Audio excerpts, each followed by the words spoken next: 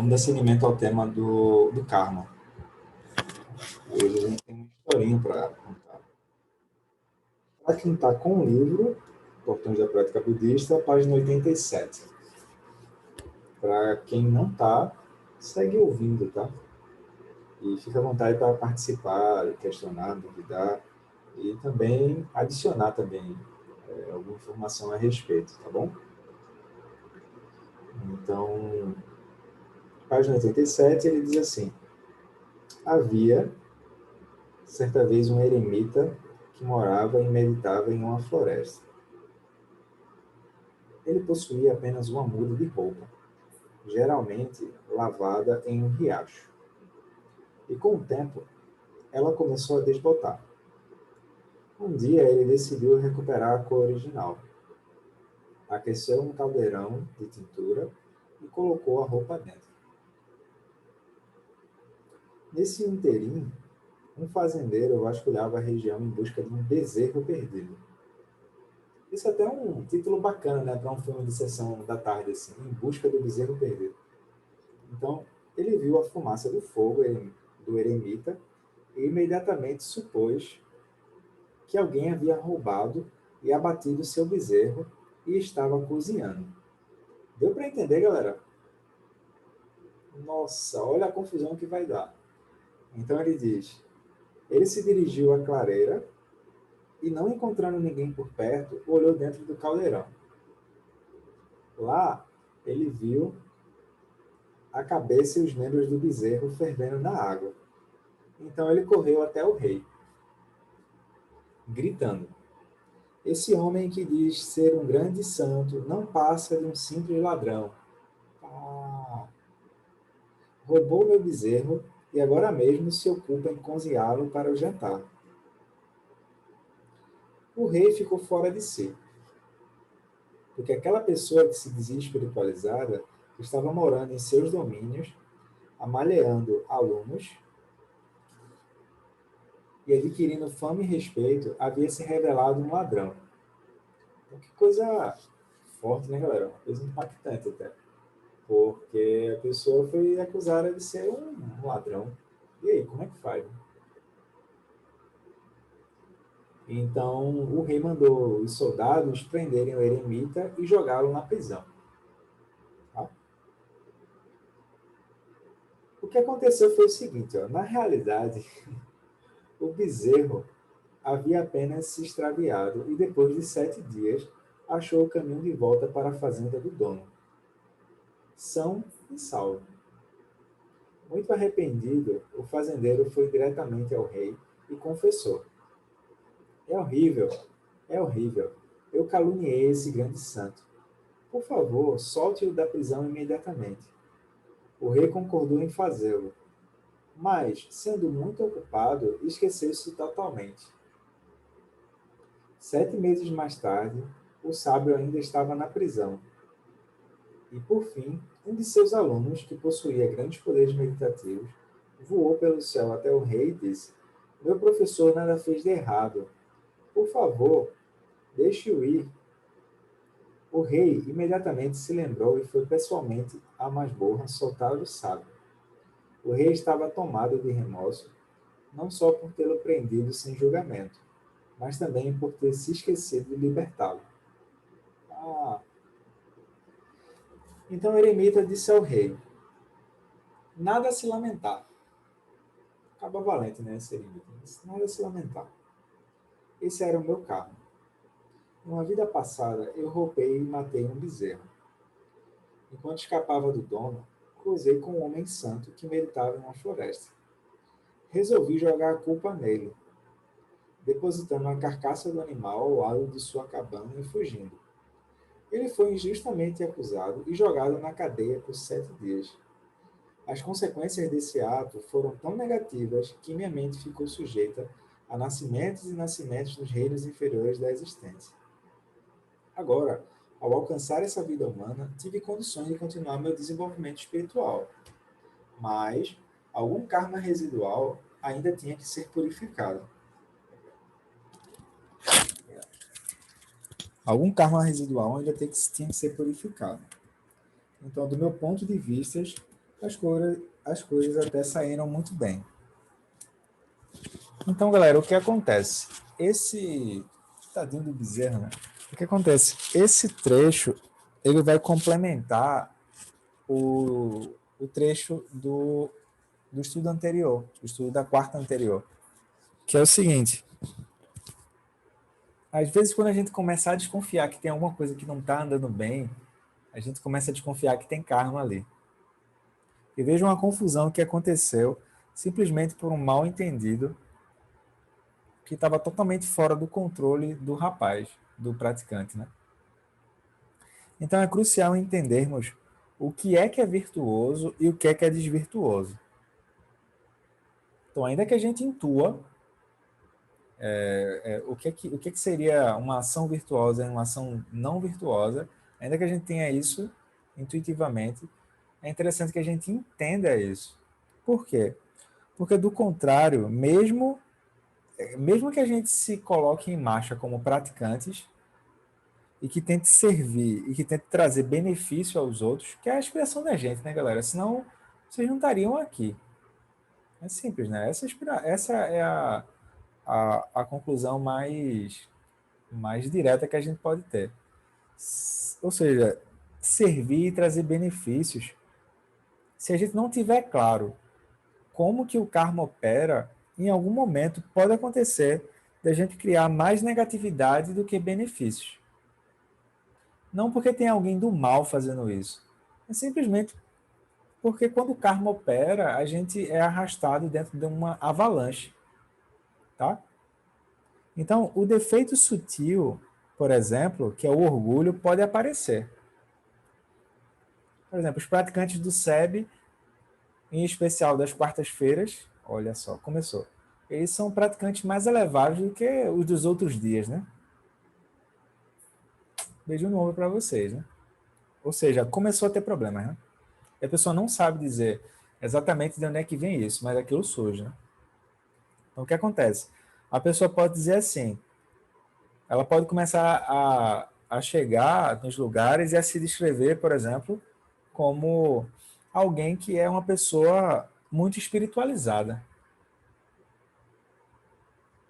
Eu sou alguém que sou muito espiritualizado, por aí vai. Ou alguém que pode dizer, olha,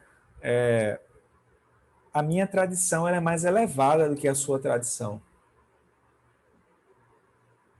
Ou aquelas pessoas são tão pobres, elas nem têm um caminho espiritual. Então tem alguma coisa estranha aí, entende? Porque não era para surgir esse tipo de comentário. Mas quando fazemos esses julgamentos, a gente apenas está criando um karma negativo. Se deixarmos de usar nosso corpo e nossa mente de modo cuidadoso e disciplinado, os defeitos podem piorar. Então, por uma ação da ignorância, a gente pode acabar criando karma negativo. Karma negativo tem a ver com sofrimento, tá?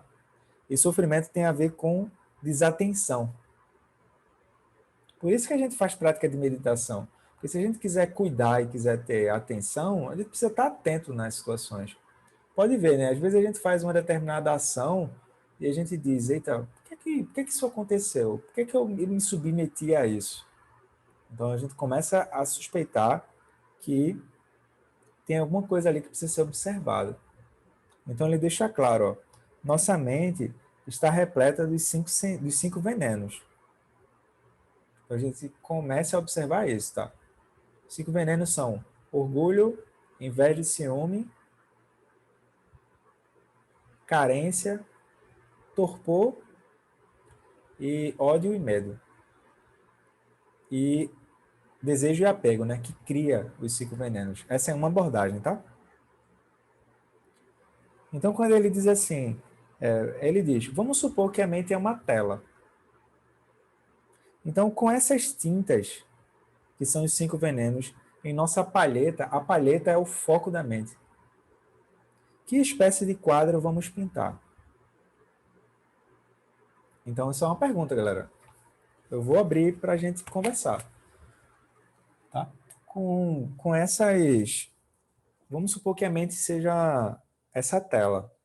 Então, com esse tipo de, de cores disponíveis, que são os 5 venenos, qual é o tipo de quadro que a gente pretende pintar? O que é que vocês acham? Qual é o tipo de quadro que vai sair? Orgulho, ciúme, inveja, carência, torpor. O que é que vocês acham que vai sair daí?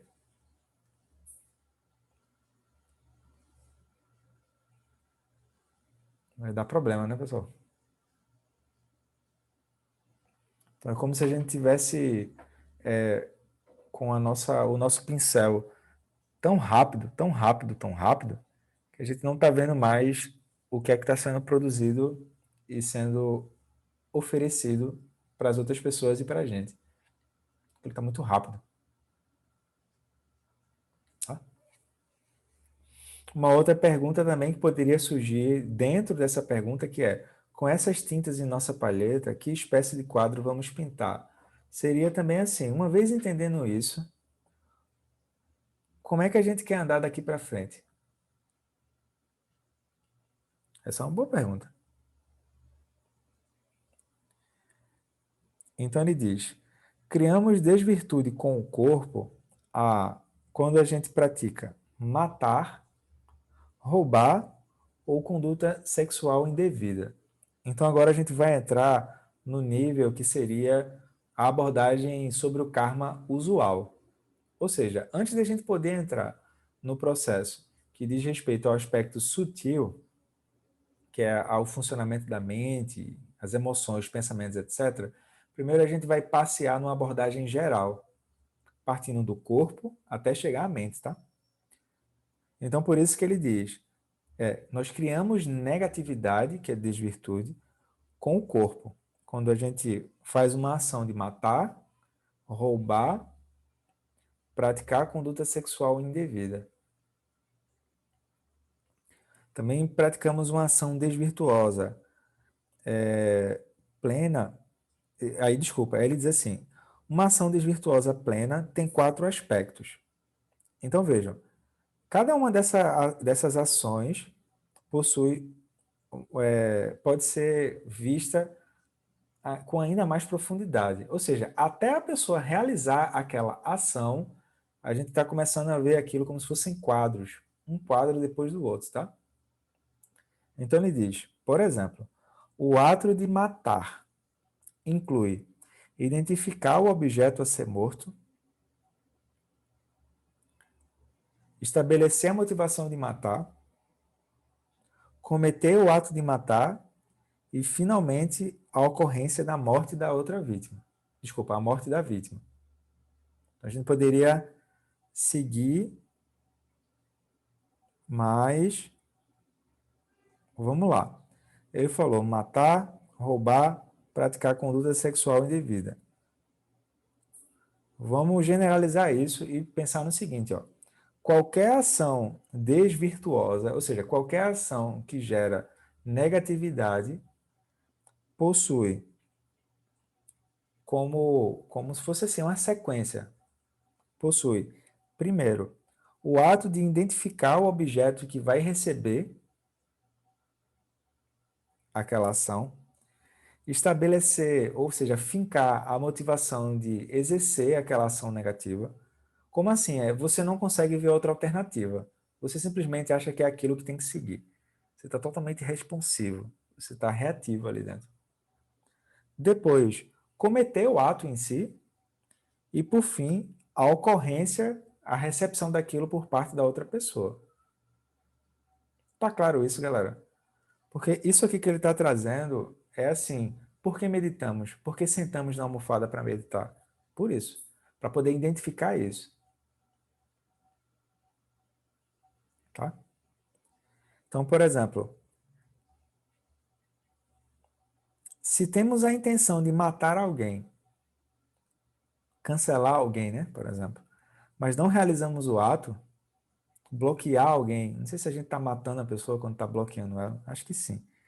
Ainda assim, geramos metade da desvirtude ao identificarmos o objeto e estabelecer a motivação de matar.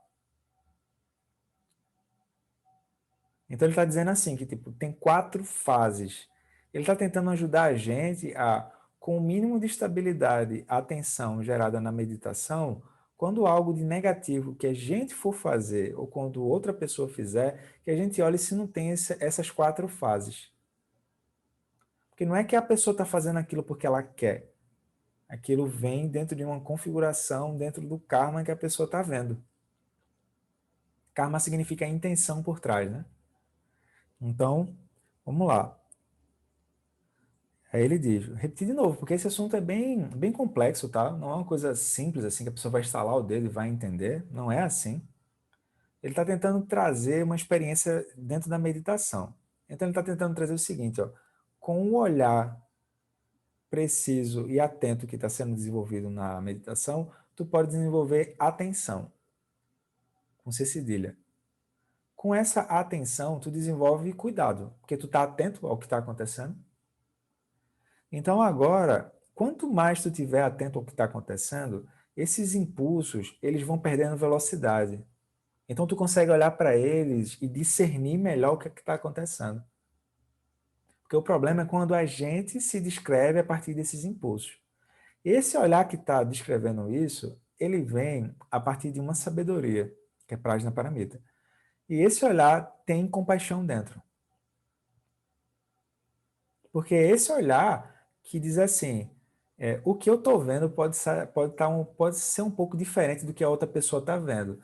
Mas como a gente constrói isso é igual. Porque é sabedoria, entende? Aí daí tu tem compaixão. O Dalai Lama afirma isso, né? O Dalai Lama diz, se tu quiser ter compaixão mesmo de fato, tu precisa ter compaixão e sabedoria.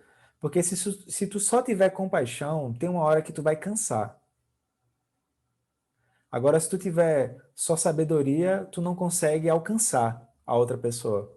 Então, tu precisa ter as duas coisas, como as asas de um pássaro, entende?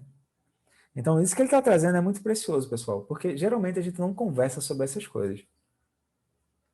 A pessoa, não, vamos ali. Amanda, vamos sair para tomar um café? Amanda, claro, claro. Aí a gente tá lá, não, porque teve o time do esporte, o governo não está muito bem. Aí vai assunto para lá, assunto para cá. Ninguém conversa sobre essas coisas, pessoal. Então, se nesse momento a gente está aqui, que a gente possa aproveitar isso que está sendo trazido como uma espécie de colírio. Aqui está até um que eu uso aqui, ó. Uma espécie de colírio que a gente passa e alivia um pouco os olhos, né? Os olhos das aflições mentais.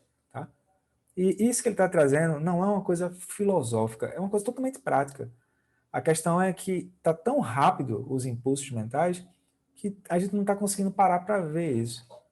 Mas intuitivamente, isso que ele está trazendo, se a gente enumerar 1, 2, 3, 4, a gente vê que isso é verdade. Então pode ser que a gente não esteja reconhecendo isso agora, né? Como assim? Instalou o dedo, reconheceu. Tudo bem. Mas pelo menos que a gente entenda que isso aqui é verdade, porque é sabedoria, entende? E essa sabedoria ela pode nos ajudar a pelo menos assim. Se você não está podendo ajudar, não complique mais. Como, por exemplo, pessoal, eu não sei o pessoal aí de Manaus, mas pernambucano, quando entra numa briga, para dar o braço a torcer, é lasca, meu filho. Ele entra e vai até. Quando às vezes tudo que você tem que fazer, tipo, oferece a vitória. Para que tu precisa mostrar que tá certo o tempo todo? Tem um orgulhozinho assim, né, de querer mostrar que tem certeza. Oferece. Se a visão que tu tem é uma visão ampla, para que ficar batendo boca, pô? Quando esse bater boca, não tem um diálogo sutil ali. Tem alguém que está querendo mostrar que está certo o tempo todo. Gente, ideias são feitas para construir mundos e não para querer mostrar quem está certo ou quem está errado. Entende? Ideias é para a gente sentar em roda e construir mundos melhores. É para isso que servem as ideias. Mas a pessoa querer mostrar que está certo ou que está errado, tá certo. Parabéns para você que tá certo. E agora? Aí eu vou lhe dar uma medalha por isso. Não vai ajudar, entende? Então, isso é importante que ele está dizendo. Então, ó, uma ação desvirtuosa tem 4 aspectos. De novo, assim, isso é para a gente refletir, entende? Primeiro, identificar o objeto que vai receber aquilo. Depois, estabelecer a motivação de fazer aquilo. Por exemplo, geralmente a motivação é orgulho. uma soberba assim, né? Tipo, tapetes vermelhos, a rainha e o rei está chegando. Sim, claro, claro, sim, sim. Você sabe quem você está falando? Sim, claro, claro. Aí geralmente é ciúme ou inveja, apego, e apego tem aversão junto, né? Carência, a pessoa escuta o cachorro latindo, oh, você está dizendo que me ama? Gente, é um latido de cachorro, gente. Entende? Raiva ou agressão, medo e torpor, né? Uma preguiça, assim, uma inércia, assim. Oh, vamos lavar prato. Não, deixa aí. Faz uma semana que tem a pilha de pratos ali para lavar. A pessoa, não, deixa aí. Depois eu vejo isso aí, entende? Depois a gente vê isso. Então, motivação, cometer o ato em si e, por fim, a ocorrência de quem recebeu aquele ato. Então, galera, isso aqui, só isso aqui, dá para a gente contemplar muita coisa.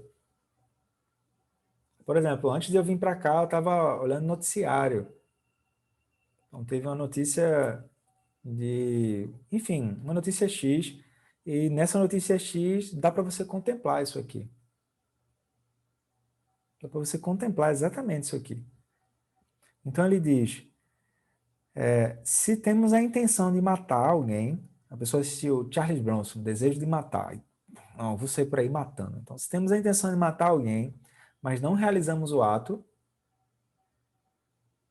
então, ó, só o fato de tu pensar em matar, aquilo já te deixa para baixo. Isso não é de agora, né? Jesus Cristo também já dizia isso, assim, né? Orar e vigiar, né? Então, só o fato de tu pensar em matar, aquilo já vai deixar a tua energia trancada. Quer ver um jeito de dizer que a energia está trancada? O coração aperta e tu se sente tenso. Quando a pessoa vai realizar uma ação não virtuosa, ela começa a se sentir tensionada e ela não sabe dizer o que é isso. Eu vi recentemente uma reportagem que cientistas americanos, claro, que eles são os melhores do mundo, cientistas americanos mostraram que uma criança de 2 anos, por exemplo, pode ter dor de cabeça, pessoal. Vê só, para a gente que é adulto, para identificar e para deixar claro que é uma dor de cabeça é um processo. Imagina uma criança deixar claro para a mamãe e para o papai dor de cabeça. Ela não entende o que está acontecendo ainda com ela, entende? Ela está se desenvolvendo. Então vamos supor que no caminho do treinamento da mente, no caminho da meditação, é isso que está acontecendo com a gente. Tem certas coisas que a gente não sabe dizer ainda o que é que é. E ele está tentando mostrar isso para a gente.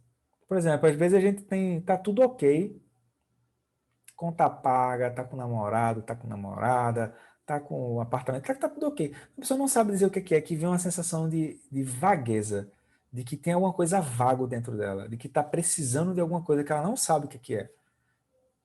E aquilo vai possuindo ela, e daqui a pouco ela não sabe dizer de onde é que veio exatamente isso, ela não sabe como digerir aquilo. O que ele está tentando mostrar é o processo de digestão.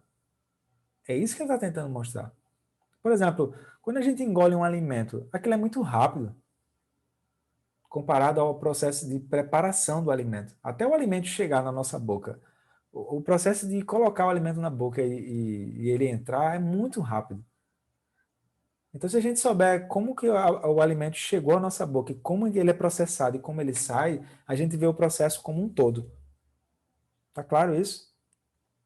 Então, agora, com essa atenção que eu estou gerando na meditação, eu tenho como acompanhar as ações, porque karma e ação são duas coisas intimamente ligadas. Então, em primeiro lugar, eu começo falando sobre a parte negativa, não é porque o Buda ele é depressivo ou masoquista, não.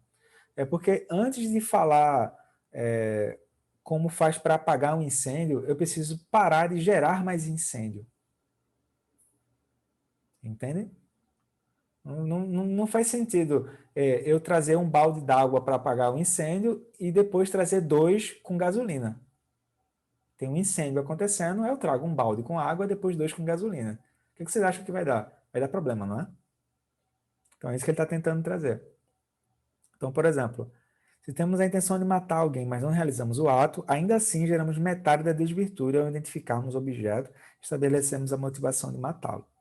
Ou, se ao caminhar pela calçada pisamos acidentalmente em uma formiga e a matamos, também criamos metade da desvirtude de matar. Aí a pessoa vai ficar assim, tipo, oxe, e agora? Um pernambucano ia dizer o quê? Lascou, né? Pois é, por isso que agora a gente vai precisar comentar o que são as ações não virtuosas e o que fazer diante delas. Em primeiro lugar, pessoal, crucial, aprender a acalmar a mente. Meditação. Quando eu começo a aprender a acalmar a mente, eu agora posso começar a dar nome aos bois. Esses impulsos que surgem na mente, que vão de um lado para o outro, eles começam a ser digeridos com lucidez. Tá?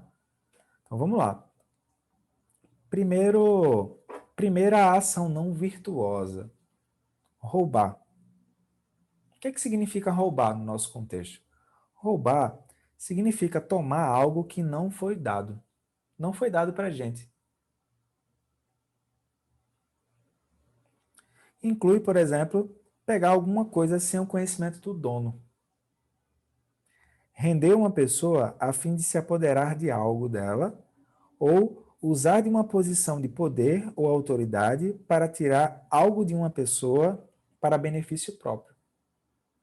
Então, isso é chamado de roubar. No nosso contexto, roubar significa isso. Beleza? Tranquilo, né? Nada demais. Segundo, que é campeão de audiência. O que é conduta sexual indevida? Aí, meu Deus, eu não posso mais transar. E agora? Não, não é isso. Conduta sexual indevida é o seguinte: consiste em uma atividade sexual com uma pessoa menor de idade, com uma pessoa que está doente e está incapacitada de responder por ela, uma situação que cause desconforto mental ou emocional, tanto para a pessoa que vai fazer o ato ou receber o ato, uma situação que quebre um voto, seja matrimonial ou não, ou seja, o casal ele tem um acordo entre eles, tá? Então é isso que seria essa conduta sexual indevida. Uma situação que quebre um compromisso com o parceiro sexual, seja essa situação em relação a você ou a outra pessoa. Então, para a gente, conduta sexual indevida é isso. Tá claro até aí? Nada demais também, né? Nada demais em que sentido? Que, tipo assim, de algum modo a gente sabe que é isso que tem que fazer, que é isso que tem que evitar. Mas a gente precisa relembrar, pessoal. Por exemplo, a gente está em janeiro. No, no começo de dezembro, eu precisei sair para resolver umas coisas a pulso, que eu não queria sair, por causa da pandemia e tal. E aí eu peguei um motorista de aplicativo desse. Aí a gente estava conversando e aí ele, por acaso, caiu numa situação que ele disse assim, como ele se sentia constrangido quando uma pessoa que exercia algum determinado poder na sociedade devido à sua função profissional, forçava ele a fazer coisas que ele não queria, por ele ser motorista de aplicativo.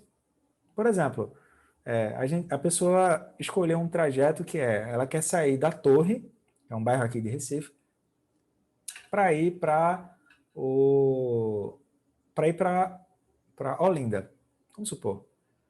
E aí a pessoa ela pega no meio do caminho e diz: Olha, será que dá para você parar por aqui? Aí o motorista diz: Olha, isso aqui não está no trajeto. Ele diz: Ó, você sabe o que você está falando? Acho que você pare aqui, por favor, porque eu quero fazer isso e aquilo. Ele dizia assim que. Então, ele contando para mim, eu achei interessante, né? Ele se sentiu à vontade de dizer. Contando para mim que, tipo assim, ele pensa nos filhos dele quando isso acontece. Porque ele precisa do sustento, né? E depois ele faz uma denúncia à central do aplicativo dele. Depois que ele contou essa história, ele disse assim: Mas olha, eu não fico triste com isso, não. Eu achei isso muito bonito, pessoal. Muito bonito mesmo. Porque ele disse assim: Tá vendo essa história que a gente está contando aqui? Ele disse, a gente não vai se encontrar de novo, porque tem muitos aplicativos. Aí eu disse, esse cara é um mestre disfarçado, pô. Só pode. Tem muitos motoristas de aplicativo, entende? Mas essa boa conexão, que é essa reflexão de que isso não é uma boa coisa, isso vai ficar. Então a gente não vai se encontrar, mas essa conversa positiva segue. Seria bom que a gente pudesse lembrar disso mais vezes, não é? Porque ele dizia assim, às vezes as pessoas estão tão fechadas para a conversa que eu nem puxo o assunto. Mas eu tive receptivo e eu quis falar sobre essas coisas. Então ele diz, por exemplo, que tem pessoas que pegam um motorista de aplicativo e dizem assim, é, pare aqui nesse supermercado. E aí ele pergunta, tá, tudo bem, posso parar, mas é o quê? Não, é porque eu queria comprar umas coisas. Aí ele diz, olha, isso não está no trajeto. Aí a pessoa diz, você sabe com quem você está falando? Eu sou filho de fulano e ciclano e ciclano e ciclano. Aí ele diz que uma vez ele disse, olha, perdão, mas você vai ficar nesse supermercado, eu vou cancelar a viagem, eu não quero nada de você. Ele disse que uma vez fez isso. Mas ele começou a contar, né, o quanto ele ficava constrangido por isso. Mas por que eu estou tocando nessa história? Porque o ponto que eu estou trazendo nessa história é que no final ele disse assim: a gente precisa conversar mais sobre coisas positivas também. A gente está perdendo o hábito de se encontrar para conversar sobre coisas positivas. E aí ele era cristão e ele falou eu não lembro, tá, galera, o versículo que ele falou, mas era muito, muito bonito o versículo que ele falou, assim. No final, a gente se agradeceu e ele disse, deixa eu te contar uma coisa, eu agradeço todo dia porque eu ainda estou vindo aqui trabalhar. Eu disse, por que, camarada? O que passa? Ele disse, eu tive Covid e eu tenho uma família, eu tenho filhos para criar. Então eu agradeço a oportunidade de ainda estar vivo. Então todo dia para mim é como se fosse o último dia, porque eu sei o que eu enfrentei. Eu não tive Covid, mas eu tive pessoas próximas que tiveram. E aquilo é um pouco surreal, pela descrição, né? Então ele diz assim, por lembrar disso, eu tento fazer o meu melhor todo dia e entregar. Ele diz, agradeço a Deus, né? Ele era da tradição cristã e fazer o melhor que ele pode. Então, por que a gente está falando disso? Porque quando a gente está falando das ações não virtuosas, a gente não quer condenar, pessoal. A gente não quer julgar. Não é isso. A gente quer entender que, tipo, é isso mesmo. Quando o karma aflora, a pessoa ela pode ter vontade mesmo de roubar. Quando o karma aflora, a pessoa pode ter vontade mesmo de ter conduta sexual indevida. Então, como é que faz para lidar com isso? A pergunta é como que faz? Mas, em primeiro lugar, eu preciso estar consciente de quais são as consequências de se estar embriagado pelo karma, porque é tipo uma embriaguez mesmo. E que isso pode acontecer com qualquer um aqui. A gente não é especial porque é budista, não. Pelo contrário. Quanto mais a gente pratica, mais a gente gera um senso de humildade em relação aos ensinamentos, em relação a, nossa, acorda de manhã, né, vai escovar a chapa, nossa, aquela fala não foi uma fala boa, uma fala agressiva, né? O que estava acontecendo naquele momento que, de frente para o espelho, né? A pessoa para e diz, é mesmo, se essa fala não foi uma fala legal. Como é que a gente poderia melhorar isso na próxima? Esse processo de estar sempre em aprendizado, entende? De querer estar sempre em contato verdadeiro com as relações, com as pessoas. Porque no final, a gente pratica para voltar e tentar construir mundos melhores. É isso. A nossa parte a gente vai fazer. Então, roubar, conduta sexual indevida e matar. Essas são chamadas três ações não virtuosas de corpo. Então, uma pessoa poderia perguntar, mas Roberto, veja só, matar, roubar e conduta sexual indevida, antes de serem feitas a nível de corpo, são feitas a nível de mente, não é verdade? É. A gente precisa entender que a gente está estudando devagar. Então, de modo visível, essas ações já ficam claras. Mas tá certo também pensar dessa forma. Por exemplo, pessoal, uma vez eu vi uma reportagem sobre uma pessoa tentando assassinar a outra. Era uma reportagem policial. E aquilo eu comecei a passar mal. Sendo bem honesto para vocês, assim. Porque essa pessoa que era a cabeça da coisa, ela começava a influenciar as outras pessoas ao redor e você via que as outras pessoas estavam com dúvida sobre se aquilo era uma boa coisa ou não. Então eu fiquei bem abalado. Tanto é que eu lembro até hoje, assim, como é que foi. E, e no final o resultado foi certo. A pessoa demorou um tempinho, mas ela acabou indo para a cadeia. Aquilo não é uma boa coisa, né? Então, 3 ações não virtuosas de corpo: matar, roubar, conduta sexual indevida. Aí a gente vai entrar nas 4 desvirtudes da fala. E essas 4 desvirtudes eu vou deixar para o próximo encontro, para ficar uma coisa bem didática, tá? Daí, nesses minutinhos finais que nos restam, eu queria só que a gente pudesse parar um pouco e olhar para isso. Por exemplo, para matar, para a pessoa poder matar de fato, exercer a ação de matar. Vejam se isso é verdade ou não. Primeiro, precisa identificar o objeto que vai precisar ser morto. Depois, precisa estabelecer a motivação de matar. Depois, cometer o ato em si. E, por fim, aquele ato ocorrer, ou seja, a outra pessoa receber aquilo. Esse seria matar. Depois, roubar. E depois, conduta sexual indevida. Tentem ver se esses quatro